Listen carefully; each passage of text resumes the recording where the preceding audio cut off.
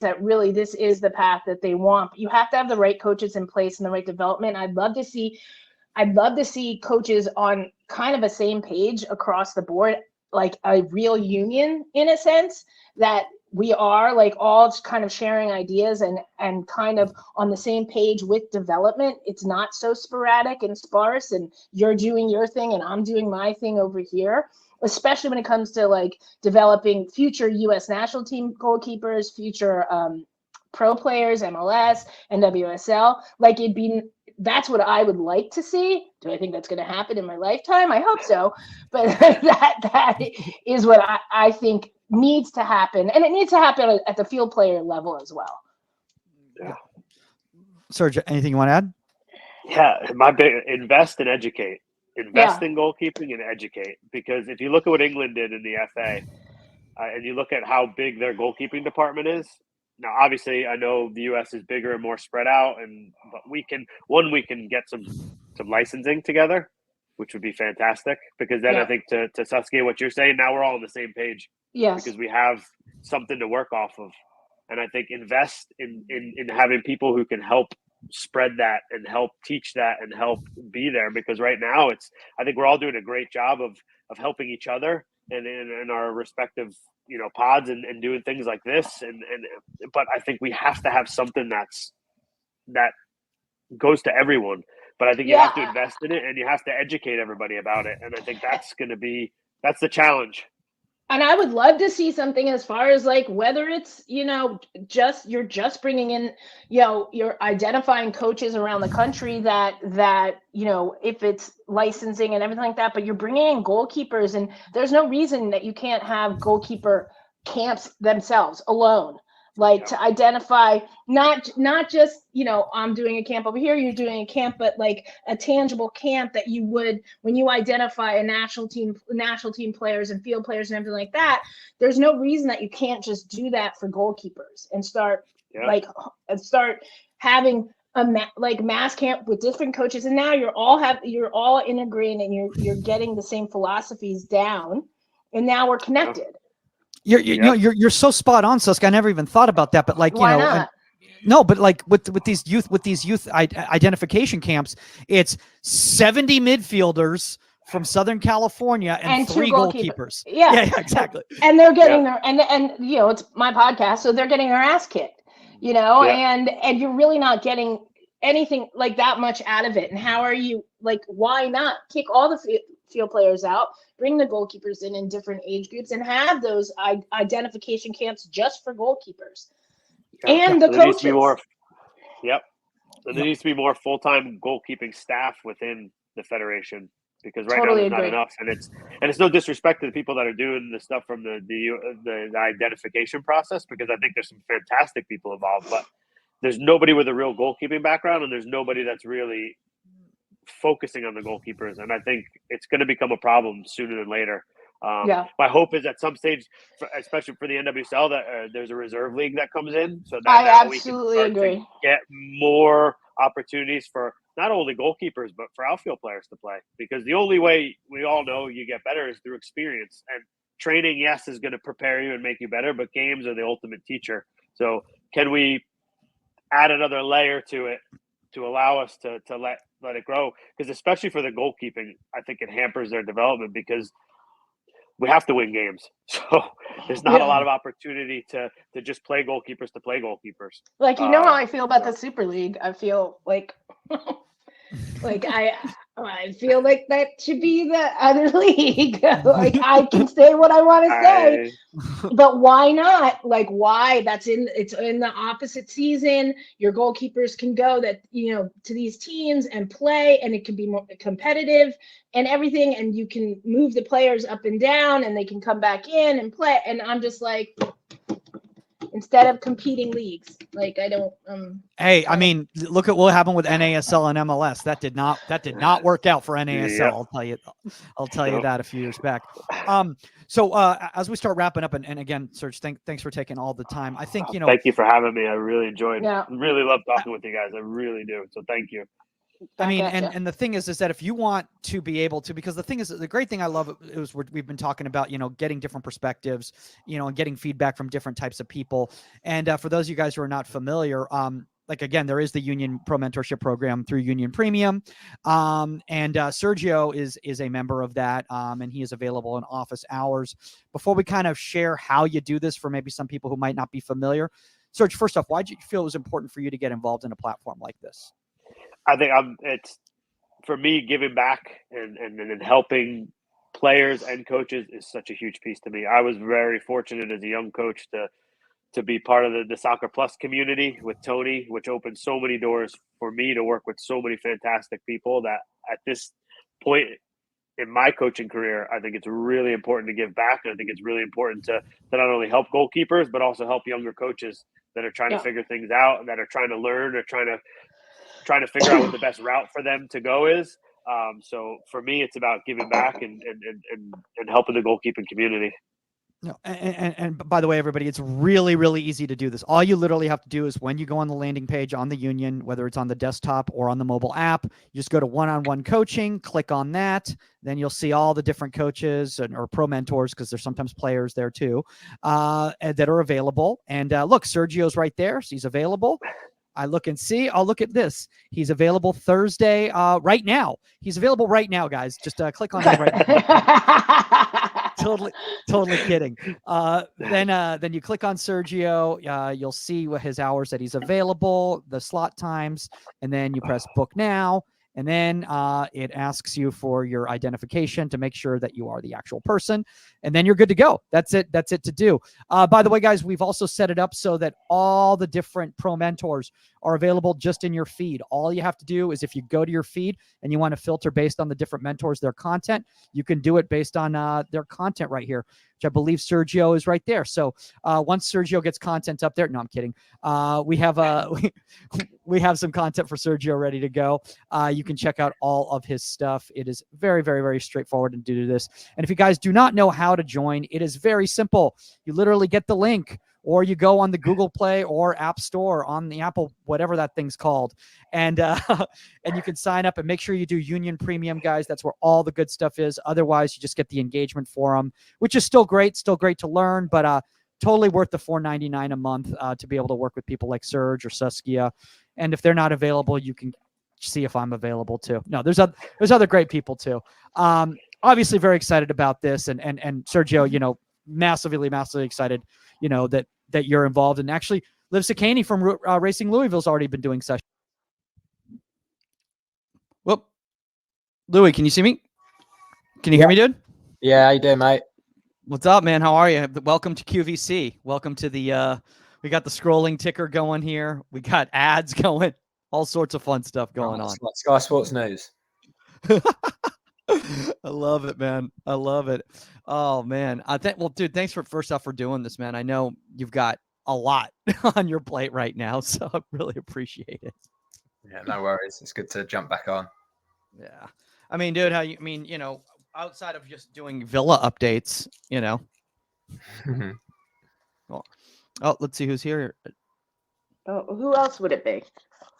I don't know. A Zoom bomber? Zoom bomber that just popped up, Dude, I also love. Oh, there you are. Okay, for a second you were like upside down, but now you're not upside down. Lou, have you been getting any sleep yet?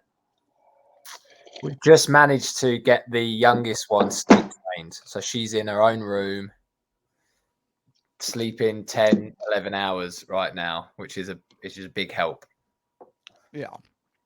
That's got to be absolutely massive, man. I mean, it was like, I couldn't believe it when I saw you at the game. I mean, we'll talk about it when the show starts and everything, but like literally at the championship match, walking down the stands and everything like that, and with baby in tow, I was like, this is dedication. This is an impressive feat. I'm not gonna lie. Yeah, it was having the one and splitting up and the wife taking the other one is sometimes divide and conquer is the best way of doing it. Doesn't matter where you are. I can deal with one-on-one. Susk knows all about that. All right, guys. Well, let's get this going. Here we go. Let me find the thing, and we'll get this going. Hold on. Let me take a sip. And here we go.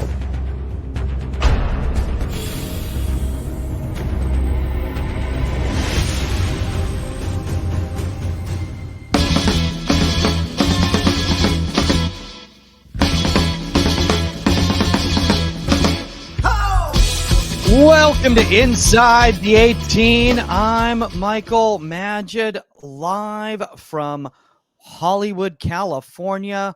With me in the lovely valley, it's 65 degrees. It's nice and sunny and cool.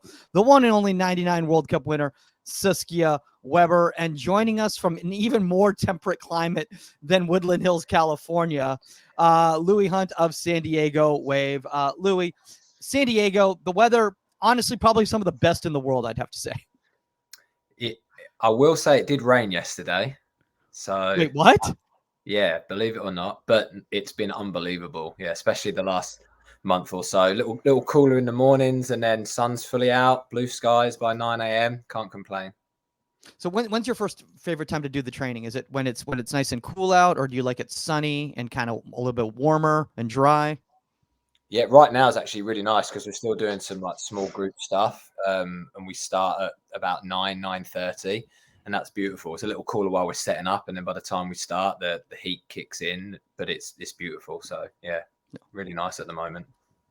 Susk, what do you like? Do you like to train in the warmth, or do you like to train when it's cool and damp, kind of in the morning? She likes flying around in the rain. She's a goalkeeper. Yeah, I mean. Cool and damp in the morning's fun. It's fine with me. I mean, either way, just bring it on. Okay. I say the worst possible thing for us is when it gets really warm in the summer and the pitch dries out and we don't have chances. Sometimes we don't to like re-water it and get the sprinklers out. That's a nightmare for the keepers, especially if it's a 1v1 day. I don't know how you guys can sprinkle. I mean, like literally your training facility has more grass than I think I've ever seen in my life. Like you have literally the largest fields. Like it's amazing that you found that much space in Southern California. It's absolutely incredible. I mean, it's like you guys have the pick of the litter from field space. Yeah, we're lucky that we obviously share that complex with Surf run that whole complex, and it's beautiful. Anyone that's been to any of the Surf Cups, and we've got a couple of fields in our own area to it. We've got an unbelievable groundsman that has been able to hook and set things up, especially for the goalkeepers, where I can just hose down the penalty areas for the most part. So when it does dry out, we're still able to maximize what a game would be like. I feel like this has become a landscaping podcast. Like this is just a podcast. And guys, we're good for the next hour. Actually, our topic is going to be proper field maintenance. We're going to be discussing the different mulches that you want to use to keep your fields nice and calm. Actually, today's topic, guys, is going to be activation exercises because a lot of the stuff that Louis has been posting kind of on social media the last year or so has been some really, really cool activation exercises. But kind of before we get into that topic, Louis, first off, why don't you kind of catch up everybody? Obviously since you've last been on the show, another fantastic season for San Diego Wave. Winning the Shield is not a small feat by any stretch of the imagination. I know you fell a little short in regards to the title through the playoffs championship, but why don't you kind of catch everybody up? I think you just done it for me, to be honest. Obviously another great season for the club, being able to break into that group that's won the Shield. It's only a small group of teams that have been able to do that. So for us to join them only in the second year and win something for the first time, it meant a lot. I think you could see that with the players and the staff after the game. It meant a lot to be able to have a trophy, if you can call that Shield a trophy. I love all those comments, by the way. Like the pie platter, everything. Yeah, I think yeah, kids that were there. I think it'll probably look better. It would have probably looked better next year after all the kickback from that. Well, yeah, we got that, and then all of a sudden, Tiffany's come out with the championship. I know. It's up a little earlier, but Yeah, no, like obviously a really good, very different to the first year in a lot of ways. Like our path, it was 2 really different years. The World Cup being in the middle was something that nobody had experienced before. So navigating through that, the amount of games that we played without the internationals, and then them integrating back in, and how people came back either in a good place or a not so good place based on how they felt they'd done internationally. But yeah, the league's crazy. You just got to kind of be in and around it going into the last quarter of the season, and then any place is up for grabs, really. Saskia, obviously this was your first year, kind of covering the league, in the NWSL from a professional standpoint with Paramount and CBS and everything like that. Like, kind of what were your thoughts about? And I know, with your relationship with Angel City, you have to be careful what you say. No, I don't have to be careful about anything. But I totally agree. I mean, look, coming into that last part of the year it was up for anybody. The points were so close, it's awesome. It's awesome going into competitions where every single game counts, every single point counts. And it made it so competitive. I think it was interesting to see how people were when they got back from the World Cup, whether it was like it took an emotional toll, whether it was a physical toll, and then as well, like the people that didn't go to the World Cup that actually really stepped up and shined and earned themselves some serious minutes coming into that last push. Yeah. And by the way, Louis, feel free to step in anytime. You don't need to wait for me to ask you a question or anything like that. But like, I think, one of the really fun things about this season, obviously, was their personal investment, Susk, that, you had with San Diego. Obviously, we're friends with Kaylin, and I know that Shay, went through TKI as well, too. And then obviously Lauren at UCLA. Why don't you kind of describe that goalkeeping environment this year? Yeah, I mean, if I start with Lauren from UCLA, obviously close ties with Saskia. I can't speak highly enough of Lauren and how she did. She came into the environment. Obviously, it's always tough when you've been a number one and been super successful in that college environment, and understanding how big that jump is to the pro level, and all the different things that go with, whether it's like how you're activating, I'm sure we'll get onto, but how you're activating pre-training, how you're getting your preventative stuff done, your rehab stuff done. We went through a real journey with Lauren where we were talking about how, like, she's brilliant because she wants to go. That's one of the biggest compliments I could say about her. But we had to educate her around the piece of, we can't go every single day, because you're going from being a collegiate player to a pro player. Your body's going to break down at some point if you're not really, really good about managing it. And that was an education piece for her throughout the whole season, that by the end of it now, she's in such a good place. The technicality of her game has continued to improve. She's obviously got such great hand-eye coordination and a good technical foundation anyway. And then she's added to her game by being able to train with Kaylin, with Carly at the very start, while Carly was still here in pre-season, and then with Shay. And I think her and Shay had a really good relationship while Kay was away at the World Cup. And Shay's come in again from being a starter in a different country, in a different league, stepping up into the NWSL. She played both roles, right, as a starter and as a number 2. She did that really, really well.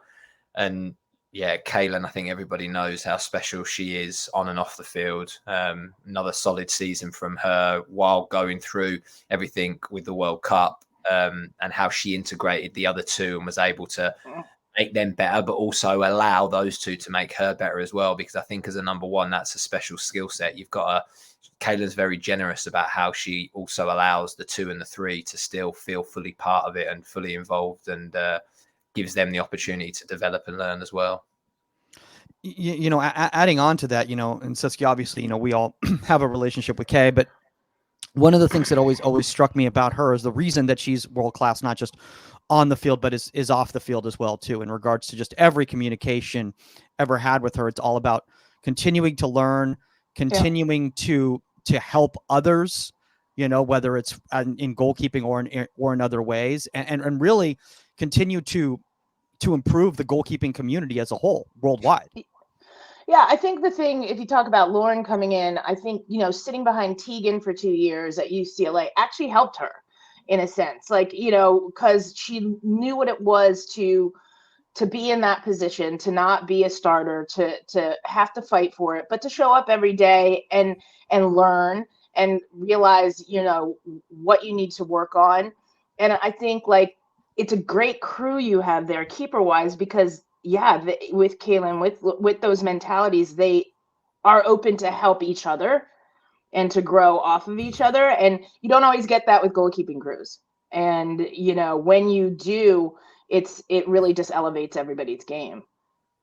Yeah, I totally agree. There wasn't one day in training where there was any kind of elephant in the room or awkwardness between the other goalkeepers, or I would like to think that the two or the three on any given day felt that they weren't getting what they needed, because I think again between the three of them they do such a good job at helping each other out in the environment that we create as well. But yeah, Mike, to your point with Kaylin, I think she kind of sums up where the women's game is going and what you want. Like now we're getting bigger crowds in the women's game. There's more investment.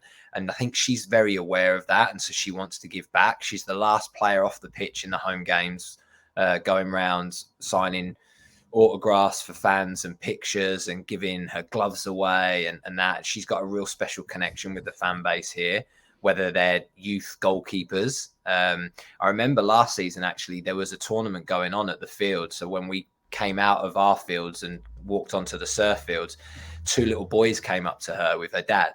So it crosses across the boys' game as well as the girls' game, which is awesome. And that's what you want. We want more people, more fans to be invested. And that's a little bit of the player's responsibility off the field to do that. And she's amazing with it. And I think, one of the things that just, and I don't want to make this just like the, the Kaylin Sheridan, fan club, podcast or anything like that. But the way she carries herself, you would never know that she was one of the best goalkeepers in the world because of just how part of the community she is. She's not secluding herself like she's better than anybody else. And I honestly, I mean, it's just really special. And I think, honestly, Louis, I think a lot of what you've got going on right there, I don't want to give, I know as goalkeeper coaches, we don't want to take all the credit or anything like that, but you've clearly been part of creating an environment that has brought in the type of people that you want, not just on the field, but off the field into your environment. Well, I would say that a big credit of that goes to the hierarchy at the club. And I've said that for 2 years now. One of the best things about the whole environment is the squad that Casey, Molly, the GM, and Jill managed to put together from year one through to now was a group of very, very good people. So culturally, the environment's excellent. It's that, there isn't the egos that are overly difficult to manage, and everybody's very, very much all driven in one direction. And yeah, like you say, Kaylin's very, very much like that. She's got the ego about her, where she's got the swag and the competitiveness, which you have to have, but she's very aware of how she comes across to everybody else and what she needs to do to grow the game. And that's fantastic. Yeah, before we kind of go into the topic, right now, and I think it's honestly perfect when we're talking about, environments and, creating, camaraderie and everything when we talk about activation exercises. Saskia, obviously, you've been in a bunch of different environments and you've seen a bunch of different environments. And, can you reflect back to any, and you don't have to name any specifically or whatever, where you're just like, wow, this is a special group. And because of this, not only are we succeeding, from a goalkeeping standpoint, but we're also succeeding as from a team standpoint because of the community that we have as a team. 99. I mean, I thought you were going to say that, but I didn't want to throw it. But I mean, it was just a special, and it always will be. A family, a team, the goalkeeper crew, the way me and Brian and I trained together, pushed each other and cheered each other on. Every day was competitive, but they're all my sisters to this day. Talked to everybody yesterday. Talked to everybody at least once a week. So, and that's 22 years later. So it's that hands down. I mean, And that's the environment that Tony DeChico created, was just incredible. well. Speaking of environments, let's get into this topic here, because this is a really fun topic, and I think it's going to be a lot of fun for a lot of young coaches out there to get some ideas on some different things that they can do. First off, before we start looking at some of these pictures, Louis, what do we mean by activation exercises? I think it can mean a couple of different things. The way we run things down at Wave is the players will physically get activated in the gym with the sports performance guys, with the sports performance coaches, before they step onto the grass. So whether that's through their personalized gym programs or it's just a generic activation day where they're doing those movements to loosen up, which is great for me, because by the time they step out on the grass, we can get the balls rolling straight away. Nice. And we can do things like what you're going to see in some of these clips here. I'll always give them space and some room and time to then continue to do their own thing. And some of the activities will be designed in a way where it's physically getting them more warmed up rather than just smashing balls in the top corner from the first service. But then you've got this, which is what I would describe as like the on-field activation, where it can be a physical activation, it can be a hand-eye activation, brain activation is a lot of them, as well as just your whole holistic movements. Yeah, by the way, my favorite thing about this, Susk, is that I freeze framed it when Louis looks like he's about to make a diving play to keep the ball That's in bounds. about Right the levels of my dives. I'm not getting off the ground. Oh my gosh. I love this too. But Saskia, we always talk about this, especially in the youth game, how many young goalkeepers, are put into an environment where they're all just thrown into match actions. And there's no sort of preparation of the body for these match actions before they get into it. And then people wonder why they don't look sharp, or they get injured or anything like that. Well, one of the frustrating things is that there's no, like, if you take a game, like when you see youth games and stuff, and look, we get it. Not, in the youth environment, not every team can have a goalkeeper coach, and, trainers to help them get activated before. But it's that lack, in my opinion, that frustrates me of the head coach setting something up for the goalkeepers to get themselves properly activated before stepping into pregame warm up and everything like that. Like, how many times have you gone out to a club game and you see the goalkeepers, like, standing on the side, and I don't even know if you want to say hitting volleys to each other, which aren't that clean, and no movement. And then it's like, okay, let's jump in and do like shooting or like whatever their pregame is. And it still happens, and it's ridiculous. It's ridiculous. Like, field player coaches out there, you have to, if you don't have a goalkeeper coach, you have to take your goalkeeper's aside, set something up that's progressive, that helps them get activated. So then when you need them, they're ready to go. You can't just go from cold to hot, Yeah. I mean, it's such a great point. So Louis, first off, let's see what you got going on right here, because this looks like fun. And I think one of the really cool things that we're going to talk about, during today's show, is that these activation exercises don't have to be boring. They don't have to be robotic. They can be fun and competitive. So what is this here that we're going to see here? Yeah, just a little bit of standard of goalkeeping style soccer tennis. The variation is that we've got the little balls out. I think you've seen these probably across a lot of platforms.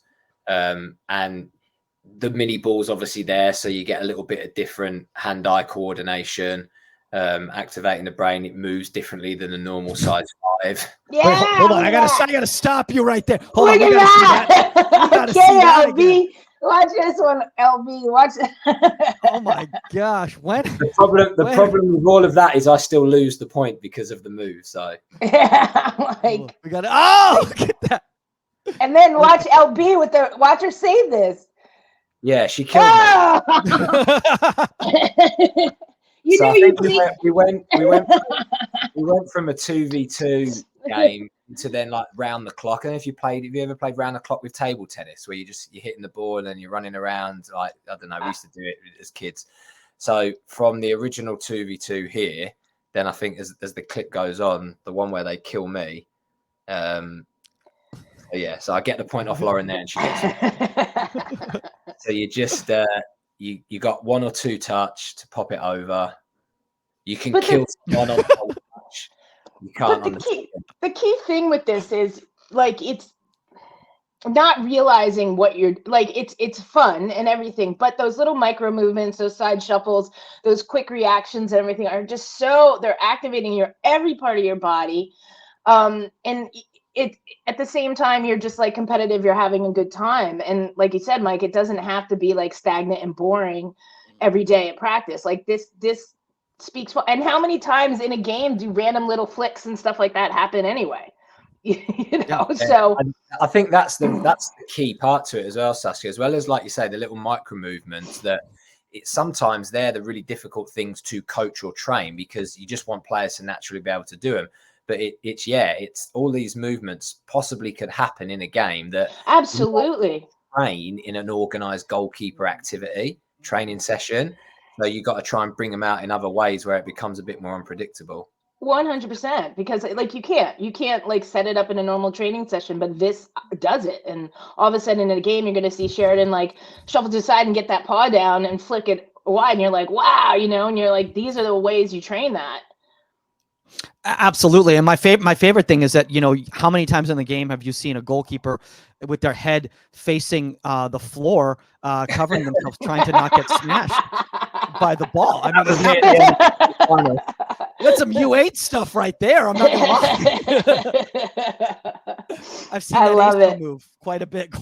I love it. But in all seriousness, Louis, one of the things that I love about this is that this is a way that you can gamify activations, especially for foundational goalkeepers, where, like Saskia was saying, they don't even realize that they're learning or that they're incorporating things that they're going to be doing in the game.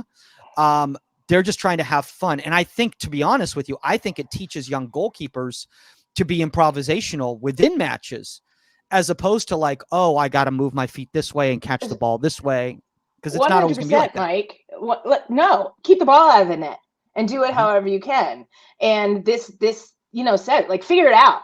If it gets flicked, if it gets redirected, it doesn't have to be like some perfect goalkeeper movement from a textbook. It's got to be keep the ball out of the net, or lay on the ground and roll and hide in the net, whatever it is. So Louis, before we kind of move on to this next clip right here, I just kind of want to ask you, because like, obviously, this is fun. Obviously, it's engaging. Why do you think so many young coaches out there are afraid to do something like this? Is it because they're worried about the chaos, as Jill Lloyden likes to talk about a lot of the times, and they want it structured? Yeah, I think sometimes if I go back to in a youth game, sometimes you get the parents on the sidelines watching training or looking over the fence, and they've got an idea about what they think training should look like, and whether this is goalkeeper training or team training. In an ideal world, you want it to be chaotic and a lot of failure. Then the kids walk off and the parents are looking at it going, well, that didn't look like we've just won in a practice session, in a training session. Right. And that's really, it is what you want to create. I think sometimes with the youth stuff as well, it's people feel like maybe they're a bit restricted around equipment because you don't have everything that maybe we have at the pro game or at the college game. But you can be creative with it. I remember doing a talk a couple of years ago about in the youth game, you can still film. Everyone's got a phone these days that's got a camera on it. And even if you just prop it up against a bag, you can still film a training session from that capacity with a U14 kid on the side of the pitch. So, the stuff that you're going to see in these videos, for the most part, yes, there is some bits where there's like specific equipment, but a lot of the time you can do it with just cones and a ball. Yeah, and I think that's the thing is that, go ahead. You know how I feel about that. Like, I feel that it's, and maybe it's just where I came from before, like, not having all the bells and whistles and the equipment, and I'm happy about that in a sense. It is figuring out how to get the most out of training with minimal, apparatuses. You don't need, what do parents want? Do they want to see and this is what they do want. They want to see their kid jumping over this, diving under that, going through a hoop and everything. But what are they getting out of that other than, going through an obstacle course? And I say that all the time. Like, is that effective? Like, you can be more effective with a couple cones than you can if you know what you're doing. Well, right here, it looks like Louis is going to teach Kaylin how to juggle. It looks like they're getting ready for some sort of a Renaissance fair where they're going to be performing an act on I one of gotta the see stages. it. The stage is right here. So, what is this, Louis? First up, before we see this, They're little. Actually, Carly was doing this at Chelsea with Stu, a goalkeeper coach out there, and so we just stole the idea. They're little noodles that you got a blue, a red, and a green side. And as I'm throwing it, I'm calling the color, and she's got to try and catch that color Nice. while she's also pulsing and activating. So just to get physical warm up to a degree, but also hand-eye coordination, activating the brain. We'll try and do a lot of this stuff on the re-entry day, the back to basics day, just to try and get their brains a little bit out of the fog before we start smashing balls at them. Oh, I love that. yeah, I mean, one of the things I really love about this is the cognitive aspect of it too. I mean, because it looks easy for everybody who's watching this out there, and if you're listening to the audio, you definitely need to watch the pictures of this to kind of really grasp what's going on here. But it's really complicated in the moment, and I think personally, But to be able to think that quick, I mean, how do you teach that? Right? It's difficult to figure out how to teach something. This is a perfect tool to do it. Like, you have less than a split second to think, like, on certain things as a goalkeeper, and this is so tight and so close. And to say, okay, red, and then have to train your brain, your eyes, and everything to say, okay, not black, not green, but catch the red. Where's the red?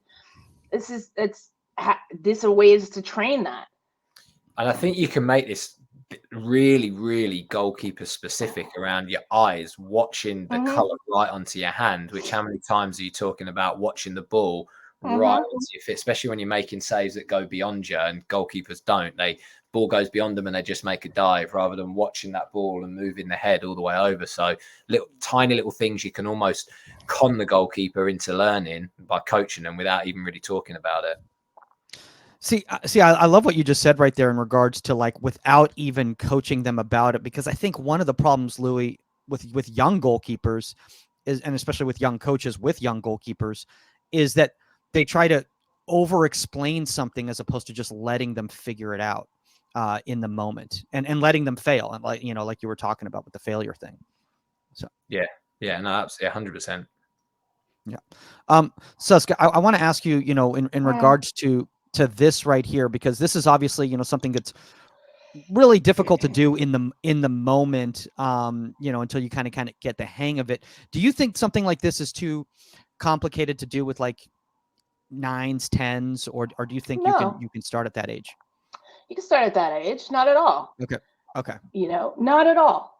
And it might be a steeper learning curve and stuff like that, but not at all. And again, it's when you get stuff like when you actually understand how to follow the ball, how to look at the ball, this is my opinion, and it goes a lot slower than it looks to everybody else seeing the shot.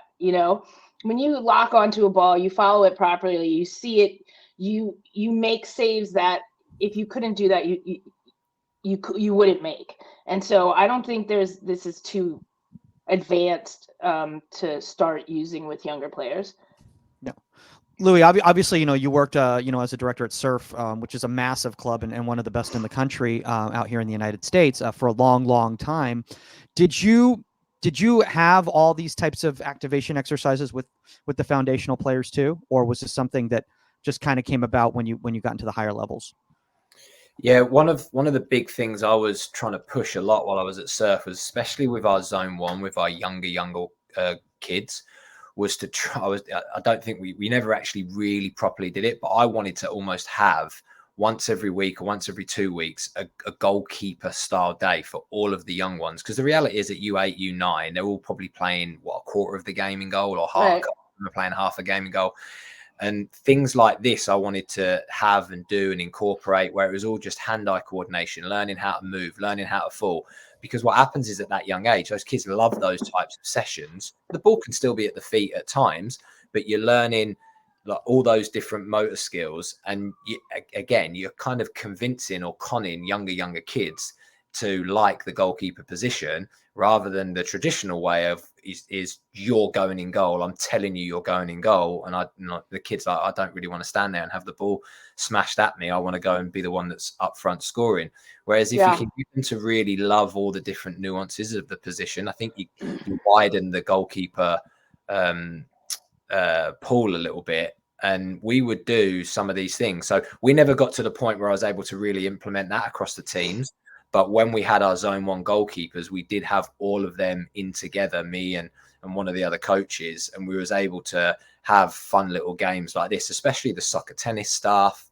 And you might have to simplify it and make it a little bit different to what we would do with the pros. But a lot of the stuff you're able to just make it age specific and it still works. Yeah. See, Siska, I love what he just said about, having to just make wrinkles. And I think a really important thing that I think it's so true, because the reason you have drop off and turnover with goalkeepers is specifically because of that, because they get out to club practice and stuff. And who wants to stand in goal when you don't have the tools to actually be a solid goalkeeper and work effectively, and just have kids smash the ball into the back of the net? And it's not fun, and so you have to incorporate that learning curve and that training aspect where they love those days. They love the soccer tennis days. They love, the activation days. And so now when they get into goal, they don't realize that they've been given the tools to succeed better. And now you get less turnover and drop off. And before we kind of move on to this next picture, Louis, just to kind of add on. By the way, I like to do that. Just put me in the goal and just, just ping it at me. Go ahead. But before we kind of go to that, Louis, I want to kind of bring up what Saskia was saying in regards to also like engagement too, like, with these younger goalkeepers, like you're referring to of the drop off and everything like that, is that because a lot of the times at foundational sessions that I see, and I'm talking about team sessions, there's just a lack of engagement with the young goalkeepers. And so there's not really a lot for them to be doing from an active standpoint. So they go, I don't really want to just be someone who just stands here, waits for 15 minutes for a ball to roll at me. Yeah. It can be the position, I think, across the years, when a head coach or assistant coaches don't have help and you don't have enough goalkeeper coaches in the environment, it becomes a secondary priority, and it's just go over there and kind of do your own thing. I don't know how many head coaches at the youth level, if they're designing team activities that might not incorporate the goalkeeper, and we all know they can incorporate the goalkeepers, but if they decide not to, are they setting up something that's fun for the keepers on the sides to keep warm? We're probably not. And that's probably a little bit of the club's responsibilities to get more goalkeeper help. I think on Sergio's episode with you guys, he was talking about that, how many more goalkeeper coaches you can get from the federation standpoint, let alone grassroots. Yeah, absolutely. I think, that's a whole other conversation. Is like I think Bill Reno was the one that brought up this question on the Sergio episode, and it opened up a whole Pandora's box. But, again, I kind of want to say, one of the things too is just that, like, we want our young goalkeepers to be actively involved in the session. And I think, Saskia, you've been in the youth environment. Obviously, Louis, you've been in the youth environment tremendously, but Saskia, speaking to you specifically, it may be some clubs that didn't have the resources. The coaches were using the goalkeepers as an accessory for their team session as opposed to part of their team session. No, yeah. For field player coach, even if, you don't have the help and stuff, stick them in. You can stick them in a lot of your training aspects, even with using their feet. Do you know what I mean? Like, there's no reason they shouldn't be doing certain drills and stuff like that if you don't have the help. If don't send an 8 or 10-year-old and over into the corner and say, okay, go warm yourself up, we'll call you over when you're ready, and you don't have anybody over, you don't have anything structured, because the kid's not disciplined probably enough to set up a bunch of cones and get a session in or anything, and nor should they be. And so, if you don't have that help, figure out how to structure your session so you help activate the goalkeeper within that session, and then maybe get some sort of handling in and everything, and then bring them incorporate them into the main session as well. But it's time and time again, it's go play catch in the corner. So let's move on to this picture right here, because speaking of getting bored and stagnant and everything like that, Louis, I noticed that a lot of these exercises, they can be slight variations so that it just doesn't become the same game over and over again. So what's the variation here from what we're seeing? Yeah, this is just it's basically spike ball. We just didn't have the spike ball. I think we broke it a few weeks prior, but this is a good example of like not having the equipment and just being able to do it. And at the club level, youth level, that's like probably the case. You can make your square as big or as small as you want with cones or areas, and the ground that grassroots play on is probably a lot harder than this, so the ball will bounce more, which should make it easier. Good point. I love the fact that you're like, we broke it earlier.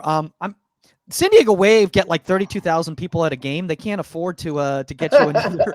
It's not in the goalkeeping budget. The equipment manager's sick of me going in asking for more things. Is that you just don't want to deal with the conversation. You're like, I'd rather just put some tape down on the ground and we'll move on from there. Okay, so let's move on from this picture right here. Oh, okay. So now we got some heading going on here. Okay, so what is this right here? I think we just finished playing 2-touch, and it was me and Shay left. So winner is whoever can stay in without messing up the header. That's why the other two are standing there pissed, because they just got knocked out. Look at the hands on the hip. They got the hands on the hips. No. You can see the body language going on right there. You're like, but that's a good attitude. So you got that. But again, the idea is you add something like this in. So we were playing 2-touch with, I can't remember if it was just feet or hands and feet. But then you add that in at the end, because how much are you heading the ball as a goalkeeper? Not often, but there's that moment where you're going to have to come out and do it. And it might happen once a season. So incorporating it here and there in a training session, there's nothing wrong.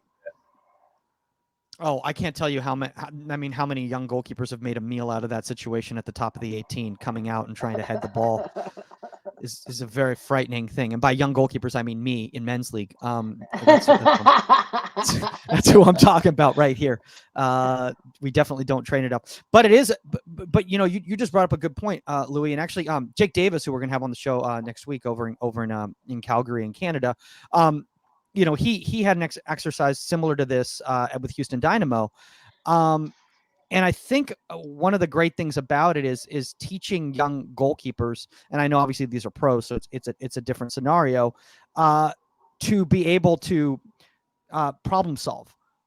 Okay, you're outside of the box now. What do you do now? How do you handle this situation? And we need to take a lot of young goalkeepers and get them out of their comfort zone. What I mean by their comfort zone is, defending the goal, from the from the goal line to the 6-yard, box, basically. There's so many young goalkeepers that when you get into higher areas, they just freak out. Well, I think you hit the nail on the head, Mike. It's problem solve, right? So if a ball's coming floating in and you get caught, let's say no man's land or in the wrong position, what's your choice? You're like, if you can assess the ball and you realize that this is going to take a hop, if I come and head it, right? If I come and head it, we're safe. If I wait, okay, we're probably screwed because I'm already caught out of position. And if I come and try to do something else, which we've seen time and time again, then I'm getting a red card or it's a debacle and it's in the back of the net. And so to know that you have this tool, how it might not ever happen in your career, but to know that you have this tool in your toolbox and you can assess the situation and say, you know what, this is going to bounce. I'm just going to come and head it. Yeah. By the way, for everybody who just gives you more confidence. I was going to say, for everybody who's watching the show right now live, not edited, Louis actually he did not leave. He wasn't upset with what Saskia said and left the show. He left. He's like, Saskia, shut up. Great preparation style. My battery's about to die, and I had to run. No, that would have been amazing if it was just like he's like, all right, that's it. I'm done. I'm out of here. All right, move on from the heading. All right. Let's move on from the heading. Although I do want to say quality micro movements by Louis in the heading department. You can see that he's played on the field too, based on the movements. Look Yeah, at I wasn't getting down to that, so I just caught it. Oh my God. Well, we can talk technique on that basket catch right there in a second. Okay. All right. So now it looks like we're doing a little bit of juggling here. Yeah, to be honest, like when Shay came in, she would say like, "Oh, we did 2-touch before every training session over at London City," and it's something that she just wanted to do for a little bit of fun and a little bit of social engagement, and just especially we're lucky that we're able to get out on the field quite early before the rest of the team with the way our mornings are structured, and so when everybody's out and we have that opportunity. It's something to do for a bit of fun. I think we've had times, I think there's another clip on here where we've got Poe involved because she was out early. There was another one where Abby was out there and we even got the gloves on Abby. So more fun than anything else. But again, there are elements to it, going back to Saskia's earlier point around little micro movements and things that you're training without even realizing it, that's still happening in the game to some perspective.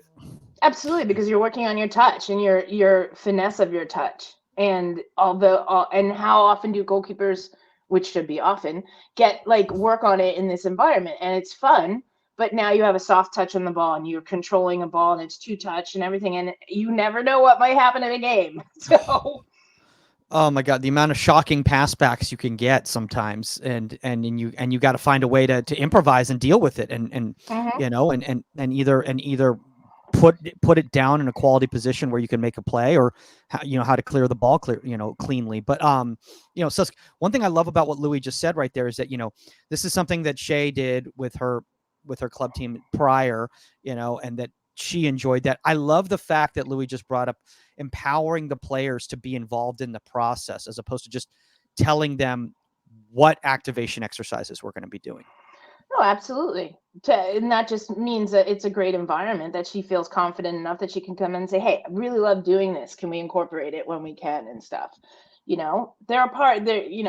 They should be a part of the process, and they should feel comfortable and open enough to discuss, even if it comes down to their deficiencies and and what they need to work on, or they feel like they're not getting enough training on, and it's something that's weighing on them. I mean, that's a conversation, Louis, that we have all the time on the show in regards to the youth environment and just how many young goalkeepers are just not comfortable communicating with their coaches on session design or on what they're looking for out of their training. How can young coaches out there help young goalkeepers, be comfortable communicating with them and asking them the right questions so that they're part of the process? Yeah. If you go into the mindset and the approach of collaboration, then I think that opens up a lot of doors. It is harder in the youth game because you're dealing with players that they don't know what they don't know. So if they haven't been exposed to certain things before, then your role as a youth coach is a little bit to develop their soccer IQ.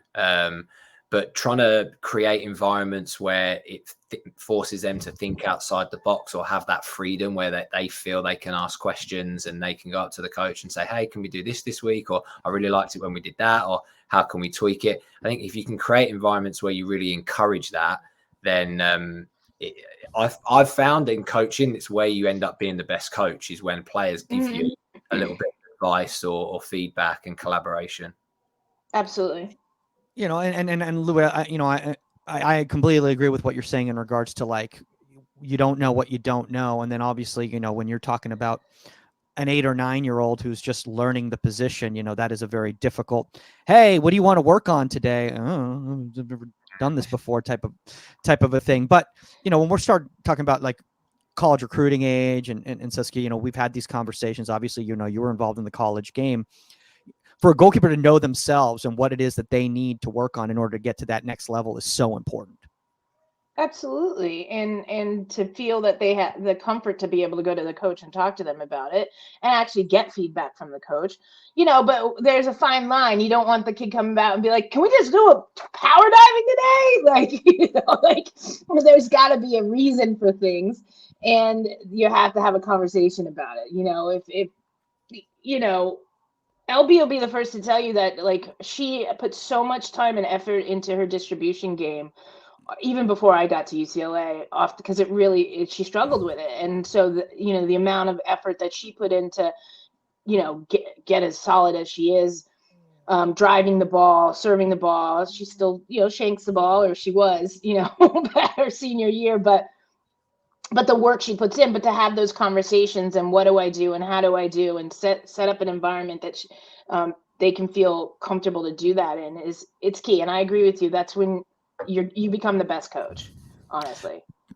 But Louis, that's a learning experience right there. That's a learning moment right there. Like if a young goalkeeper comes up to you and goes, "I want to work on power diving," now you got to share with them the context on why, based on where we are versus match day in our periodization, like this is not the right time to do this. So that's a learning moment in itself, right?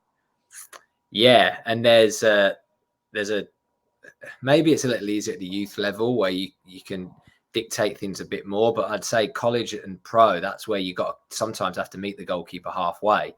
Like, I really want to do this, I really want to work on that, and it's like this might not be the right time in the week to do that.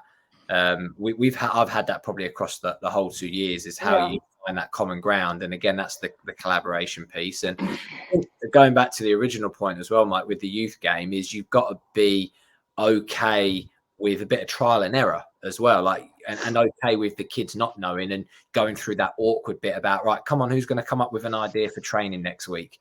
And then you get to training and they're all like, well, no one's thought of anything, and what was do you know what I mean? And then ask a kid, what do you want to work on? How would you change that session? They come up with something, you try it next time, it doesn't work, as a coach, didn't work. Or it might blow your mind. It's like, wow, I never even thought of that, but someone else has come up with it and now I can tweak it. So those trial and error moments, the youth game allows you to do that because you get to train so much over the course of the year. No, I mean, that's a great point, as opposed to the college game where it's like you have 70 games in a week. It's pretty tough to do anything, but that's a whole other podcast. On the development of a goalkeeper in the college game. All right, so let's move on to this right here, because people are like, hey, this looks a lot more like football.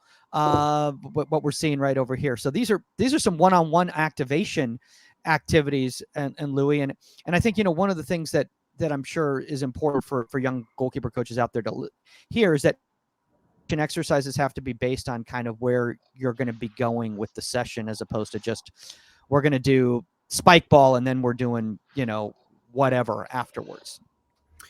Yeah, the bit in the middle we've done a bunch of times as a bit of fun and a bit of a physical activation, bit of competition where it's some kind of relay race, and there's a bit of thinking involved and a bit with your hands, but really it's just a little bit of competition while you're getting moving.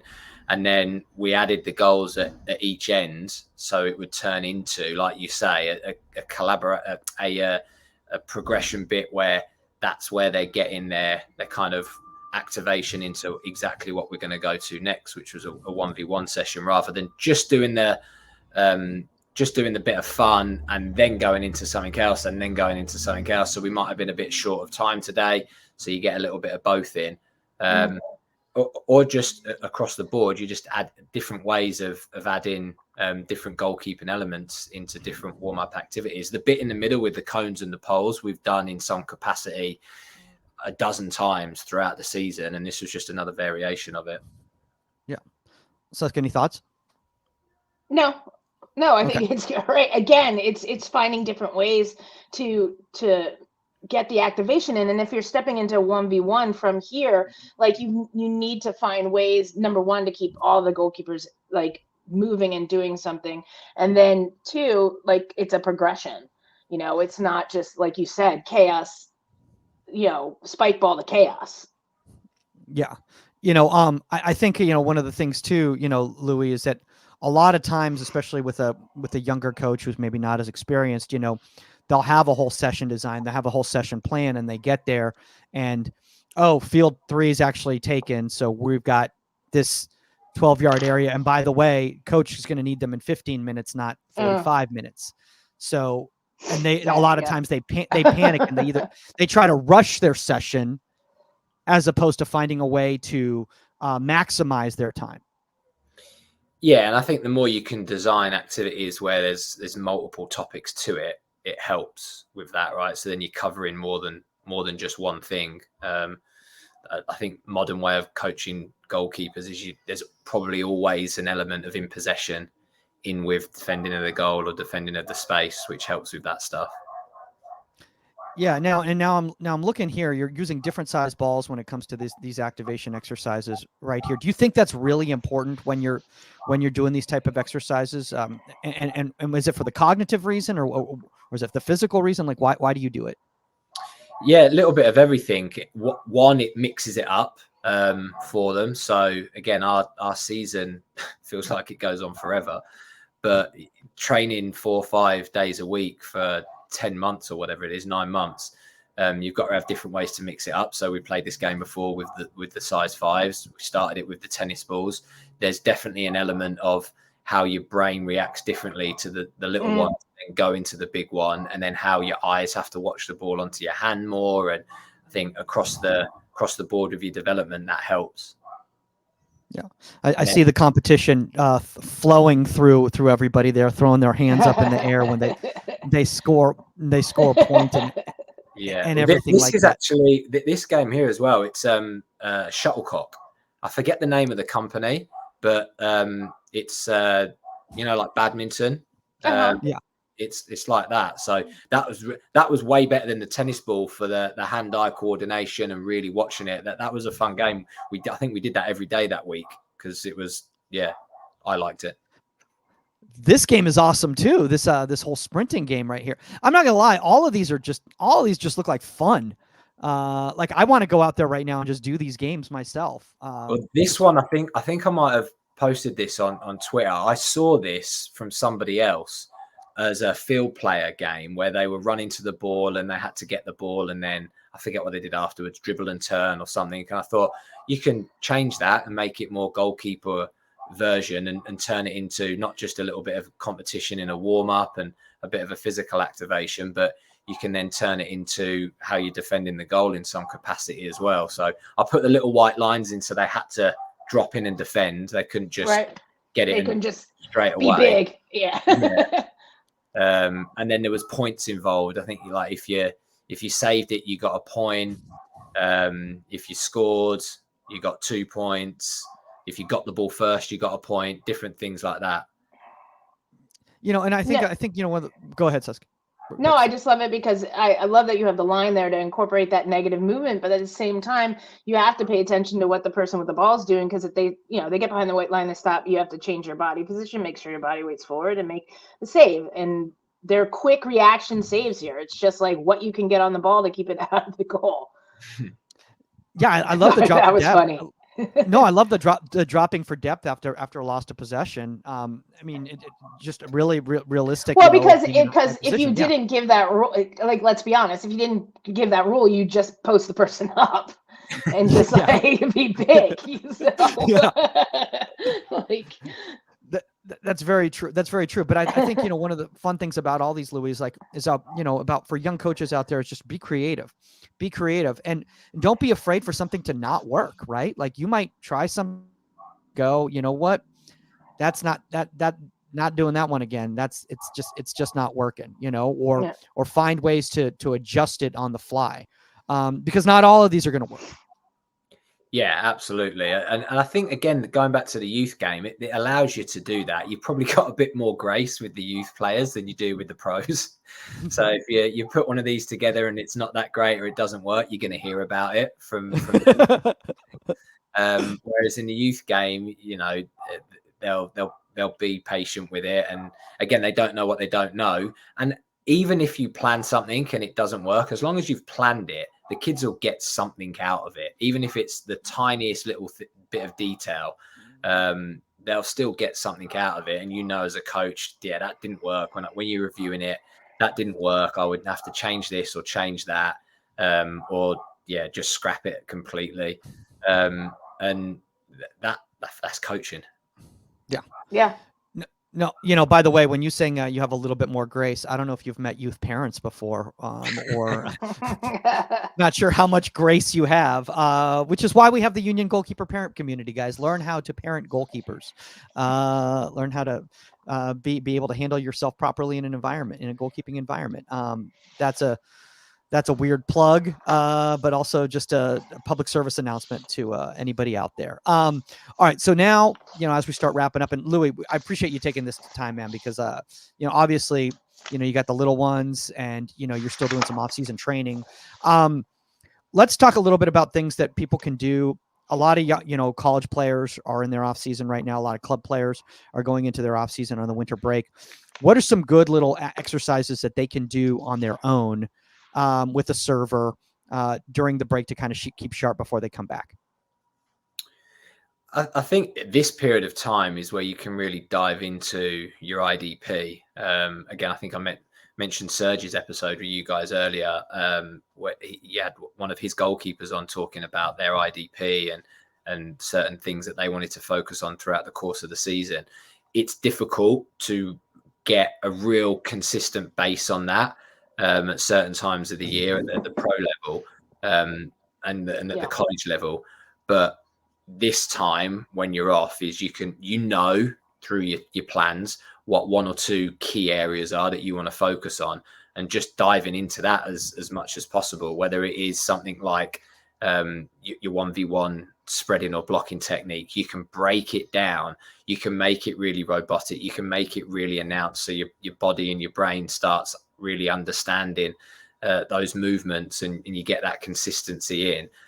Knowing that when you go back into the season, you're going to have all of the live pictures when you're back in with the team. So it just gives you that time to hone in and announce on the fine little technical details. And I think for youth players that might be off right now, one, it would be like have a bit of a break. But then how can you do things at home where you're still incorporating little things like hand-eye coordinations? Obviously during COVID, there was loads of that, where it was just catching a tennis ball against the wall and doing it with one hand to the other. We had a lot of kids getting like ping pong balls thrown at them, and then they were dropping it in one bucket to the next, the red bucket, the blue bucket, activating their brains that way, just so you get a little bit of time off the grass, which you need to mentally refresh, but you're still refining different areas that you're going to need when you get back to it. Yeah, no, I love what you just said. Suska, anything you want to add to that? No, exactly. I think 100%. This is the time when you take those one or two things that you don't get the time as a pro or as a college player to focus on during season, because when you're in season, like, yes, you'll have time to kind of, but not pinpoint it as much as you can in these months that you're off. Like, you can take, whether it's 1v1, whether it's certain, and not just 1v1's grand, but let's break it down a little bit and really look at your IDP and say, where within my 1v1s am I deficient? What am I struggling with? Where in my crosses am I deficient? Like, it's not just crosses as a blanket, but it might be certain situations. And now's the time that you can really pick that apart. Yeah. And I think, stay fit.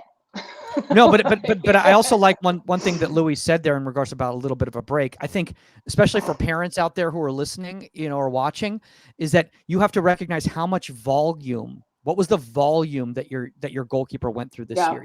Did they play every single game? Did they go to trainings 3 times a week plus individual private goalkeeper training? Like, what was the volume? Because everyone's going to be different. Maybe some goalkeepers need a little bit more work, and maybe some other goalkeepers, it's like from a physical standpoint, from a body standpoint, their bodies need the break too. And their mind might need the break too. Yeah. Let's go there. Like, their mind might need the break. Else they're going to stop enjoying it. That's a really good point. Well, speaking of the mind, I think everyone's minds are starting to start focusing towards the holidays. But as we do that, guys, I just want to announce a couple of different things right here. Obviously, we're going to be at Richmond Goalkeeping Academy in Richmond, Virginia, in a couple of weeks, December 15th to the 17th. We're going to be doing live shows and some demos of the Union app for those of you guys who are not familiar with it yet. So shout out to Amanda and everybody at Richmond Goalkeeping Academy for having us out there to do that. We'll also be at the United Soccer Coaches Convention doing live shows during the NWSL draft time, which is going to be taking place out there in Anaheim, California. And there's going to be some really awesome sessions. Jill Lloyden from TKI, she'll be doing some sessions there. And I'm sure some other people that Louis knows are going to be doing some sessions there. I'm sure Louis is going to be there at the Anaheim convention. Not going to put him on the spot right there. It's only an hour drive, but we'll see what the situation is. He might need a break too. And that's going to be great. And if you guys want to go to that, we actually have a special discount code that you can only get if you're a Union app member. So you can get that discount code on the Union app. Just DM us on the Union app and we will send that to you. So you got to be a member. And speaking of all that, as we start getting all this stuff done, Louis has been very, very busy this entire time. I know some people have been reaching out asking, hey, I'd love to do some sessions with Louis online. Really, really love everything that he's been putting up on his socials and really feel I could learn from him. Louis is going to be a pro mentor. We're very, very excited about that. And, we're going to slowly start rolling that out as his children age so that he gets some sleep. But Louis, why was it important for you to get involved in a situation like this as a pro mentor and helping out young goalkeepers, parents, and young coaches? From a coach's perspective, I think what you guys do with the podcast and now with the app, it's something that I would have loved to have had access to when I was first getting into coaching. I think the more you can, when you're not involved in the top level of youth, or you're not involved in college or pro, having the curtain kind of pulled back a little bit and seeing what people are doing that have got a little bit more experience is invaluable, as well as taking licenses. And the problem with this country is there isn't an abundance of goalkeeper licenses available. So what you guys provide is another version of that education. And to be a part of that is pretty cool and help out as much as I can. And if there's any little bit of advice that I can give from the experience that I've gained over the last 20 years or so, and it helps somebody, then yeah, I'd love to be able to do that. Saskia, I believe you had a young coach reach out to you who's a parent of a goalkeeper as well too, and wanted to, and they're just beginning their type of journey. So it's like, it doesn't matter what level you're at. We're all here to engage with each other, interact with each other, and grow from each other. Don't just think, oh, I'm not a college coach, or my son isn't or daughter isn't playing, ECNL or, MLS. Actually, it wasn't a coach. It was a parent. Oh, it was a parent. Okay. Yeah. Okay. But still incredibly involved, and we had a great conversation and everything. But yes, anybody, we're here for that, to answer questions, bounce them off. So yeah, and then obviously, we'll talk to Louis and figure out his schedule and see how he can get involved, and we'll have a chat about that. But just to kind of teach you guys how the process works, if you're not familiar with it, essentially we got in the app, we've got the whole portal where you got all your different pro mentors. You can choose who you want to work with. As you move on, you can see who's available. Louis is available right now, and we're using that time to have him on the podcast. So that's that was already taken. Sorry, guys. You're gonna have to meet with him at another time. You click on Louis, you see if he's available. It looks like he's available at the time. You press book now, and the process begins. So really, really, honestly, humbled and honored that somebody who's coaching at the level that you are, Louis, wants to be involved in a program like this, and we're very, very, very excited. And I know as the off season kind of continues, you're going to be getting active. So if people want to reach out to you on the app, what I believe it's just at Louis Hunt. Is that what it is? Your socials? It's at Louis Hunt 1717. I believe it's the same on the app as well. Okay. At Louis Hunt 17, as opposed to at Louis Hunt 16, guys. So don't reach out to Louis Hunt 16. That's going to be a young goalkeeper who's 9 years old playing in Iowa. So probably a different person. Obviously, if you want to reach out to Saskia, it's at Saskia on the app, at Goalkeeper Podcast if you have a topic suggestion or a guest suggestion, or you can go contact at insidethe18media.com. Saskia, anything you want to share before we wrap up? No, I'm good. I love this. Okay. I'm gonna go call LB and River a little bit. She'll be out. She'll be out surfing. What is it? Midday. I know she will. I know, but I love it. And that's like we said, I used to float on a board when we were in Florida. I couldn't call it surfing, but you kind of get out there on your time off and do other things that clear your mind and engage you as well. And I love that she'd be out surfing. By the way, elephant in the room right here. I thought this was a virtual background that Louis had. This is his actual space.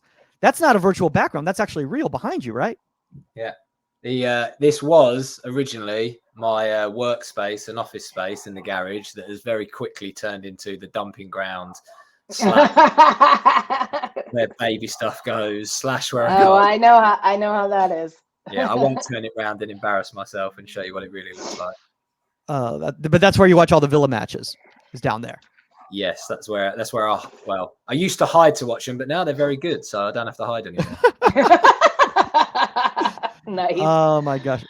Definitely don't have that problem with the wave. All right, guys, that's all the time on Inside. Great seeing you, Louis. You too. And we are out. Later, guys.